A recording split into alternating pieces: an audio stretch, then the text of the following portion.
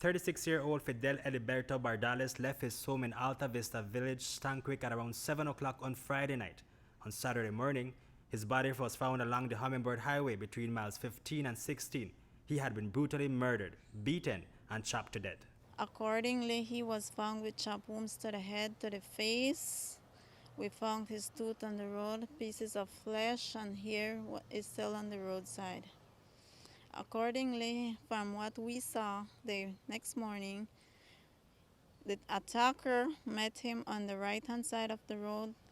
He looked like he was running from his attacker towards the other side of the road where his body was found. Bardalez was attacked and killed in front of the Templo Evangelico Church. According to his sister, Olga Bardalez, his body was discovered around 3 o'clock. That is when she received the dreadful call. Bardalez was last seen socializing at this residence with some friends in the village before being found murdered. They went down for a drink. Accordingly, his friend left, and he stayed hanging out drinking with other friends that he would usually do. The guy left about after 10, and he reached his home about 10:15. At that time he stayed with the rest of his friends drinking.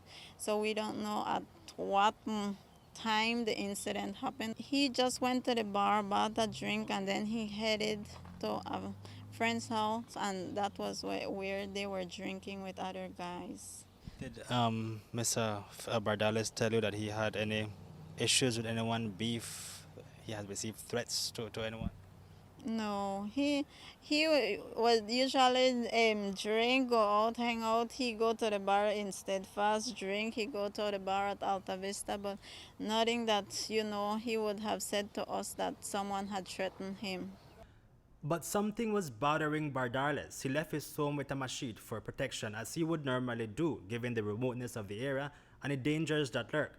But hours before his death, Bardalez seemed pleasantly odd. That night before he left, he was such a sweet guy to myself and my niece, who were the only two persons at the house. He was so sweet, like, have you already eaten? Do you need coffee? Do you need milk? We have everything here. And he came out back to the kitchen. When he went back in the room, he came and asked the same question over and over, like, do you need coffee? Do you need milk? Do you need to eat?